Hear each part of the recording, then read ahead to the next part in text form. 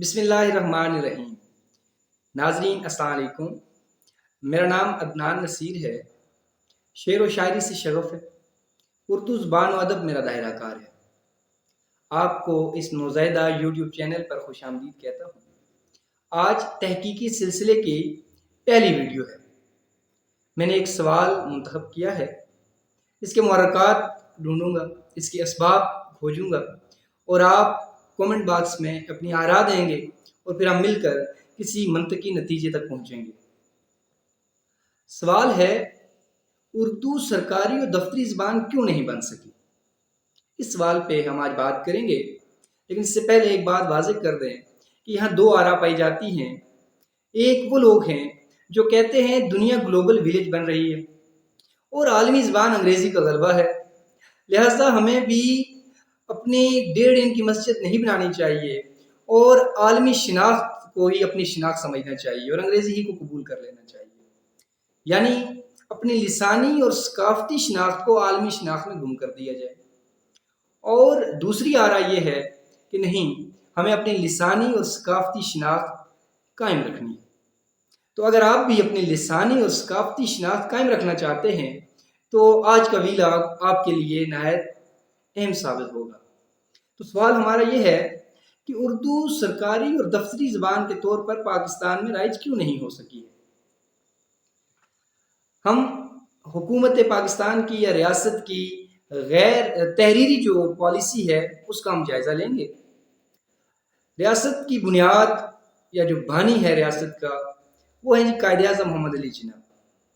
اردو زبان کے حوالے سے انہوں نے کئی بار بیان جاری کیے، پاکستان بننے سے پہلے بھی اور پاکستان قائم ہو جانے کے بعد بھی۔ انہوں نے 2 ٹوک الفاظ میں کہا کہ پاکستان کی سرکاری اور دفتری زبان اردو ہوگی، صرف اردو ہوگی۔ انہوں نے 1942 میں بھی کہا۔ انہوں نے پاکستان کے قیام کے بعد 1948 میں مارچ 1948 میں ڈھاکہ میں جلسہ عام سے خطاب کرتے ہوئے کہا تھا کہ پاکستان کی سرکاری اور دفتری زبان اردو اور صرف اردو۔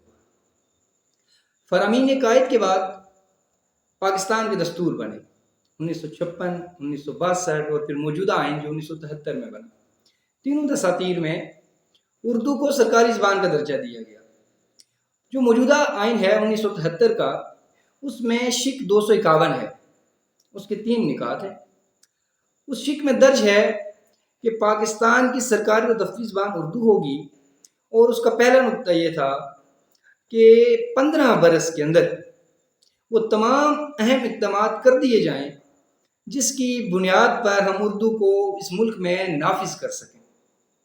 اور پھر یہ دوسرے نقطہ یہ تھا کہ جب تک اردو کو نافذ کرنے کے اہم مراحل طے نہیں ہو جاتے تب تک انگریزی ہماری دفتری زبان رہے گی۔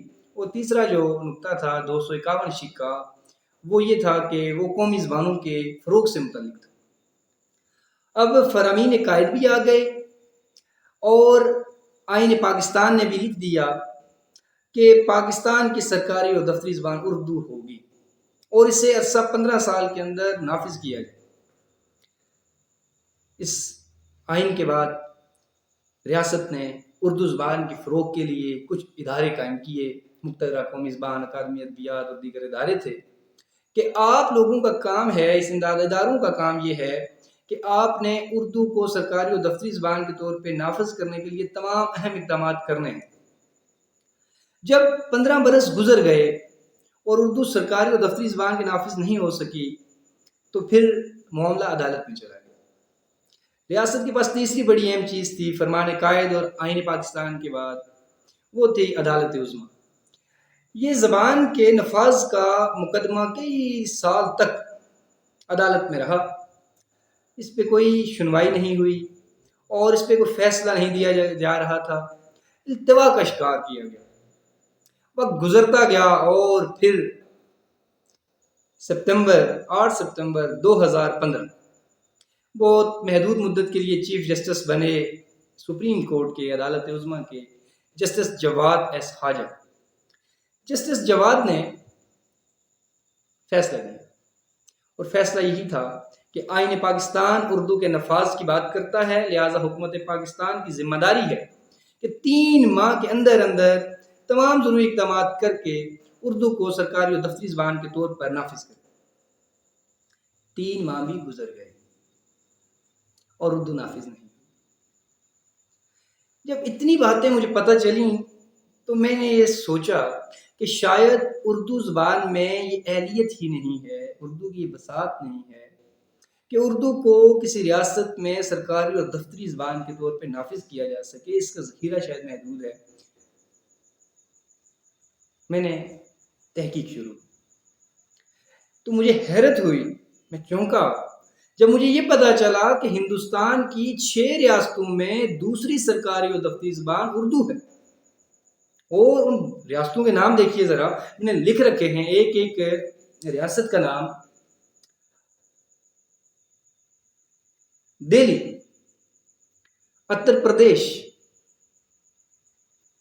بہار، تلنگانہ، آندھرا پردیش، مغربی بنگال۔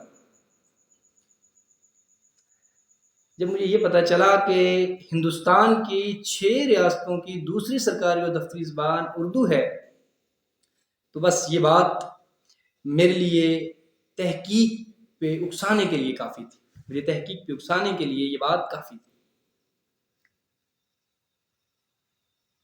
پھر میں نے حکومت کے رویے کو سمجھنے کی کوشش کی تو عدالت عظمیٰ کے فیصلے کے بعد سینیٹر مشتاق احمد صاحب نے سینٹ میں اردو کے نفاذ کے حوالے سے ایک قرارداد پیش کی اور میں وہ کارروائی دیکھ رہا تھا۔ سینیٹر مشتاق احمد نے کہا کہ یہ میری قرارداد اردو کے نفاذ کے لیے ہے، حکومت کو چاہیے کہ وہ یہ اہم اقدامات کرے جس سے اردو زبان جلد از جلد نافذ ہو سکے۔ وہ 8 نکات تھے۔ اب اتنی مدلل قرارداد جب پیش ہوئی تو اسپیکر نے یا سینٹ کے چیئرمین نے حکومتی جماعت کو کہا کہ آپ کیا کہتے ہیں؟ تو وہاں سے ماہر قانون کھڑے ہوئے اور انہوں نے کہا کہ آئین پاکستان کہتا ہے کہ ایک قرارداد کا 1 پوائنٹ ایجنڈا ہونا چاہیے، جبکہ سینیٹر مشتاق احمد کی قرارداد کے 8 نکات ہیں، لہٰذا اس قرارداد کو دوبارہ دیکھنے کی ضرورت ہے، اور اس طرح وہ قرارداد داخل نہیں ہو سکی۔ سینیٹر مشتاق صاحب چیختے رہ گئے کہ ایک ایجنڈا ہے، 1 پوائنٹ ایجنڈا ہے، آئین پاکستان کے تحت ہے، قانون کے تحت ہے، وہ یہ ہے کہ اردو کا نفاذ ہے، باقی تو حکمت عملی ہے وہ جو میں نے ذیلی نکات میں بیان کی ہے۔ لیکن ریاست نے کہا یہ ممکن نہیں۔ پھر وہ کارروائی دیکھنے کا موقع ملا جب مقابلے کے امتحانات کو ایک بار اردو اور انگلش دونوں زبانوں میں کرانے کا فیصلہ ہوا، اور پھر وہی سینٹ سے واپس لے لیا گیا فیصلہ اور کہا گیا کہ مقابلے کا امتحان جو ہے وہ صرف انگریزی میں ہوگا۔ اتنی باتیں جب ہوئیں تو میرے ہاتھ ایک کتاب لگی، وہ کتاب ہے بھارت میں قومی زبان کا نفاذ۔ مختار زمن نے یہ کتاب لکھی ہے اور اس کا اردو ترجمہ کیا ہے پروفیسر انور بیگ ایوان نے۔ اس کتاب کا آخری باب میرے لیے بڑی دلچسپی کا باعث بنا، جس کا عنوان تھا ہندوستانی تجربہ سے پاکستان کیا سیکھ سکتا ہے۔ یہ کتاب ضرور پڑھیے گا اور یہ آخری باب یہ ضرور دیکھیے گا۔ یہ کتاب پڑھ کر مجھے معلوم ہوا کہ ہندی کو بھارت میں نافذ کرنے کے لیے جن مشکلات کا سامنا تھا، ان مشکلات کے مقابلے میں پاکستان میں اردو کو نافذ کرنا کوئی مشکل بات نہیں تھی، بہت زیادہ سہولتیں تھیں ہندی کے برعکس اردو کو یہاں پہ نافذ کرنا۔ تو اس آخری باب میں مصنف نے حکومت پاکستان اور مقتدرہ پہ سوالات قائم کیے۔ یہ تھی حکومت کی تحریری پالیسی اور غیر تحریری پالیسی جو میں اس سارے عمل سے سمجھ گیا۔ اب میں آپ سے پوچھتا ہوں کہ آپ بتائیے کہ ریاست اردو کو بطور سرکاری اور دفتری زبان کیوں نافذ نہیں کرنا چاہتی؟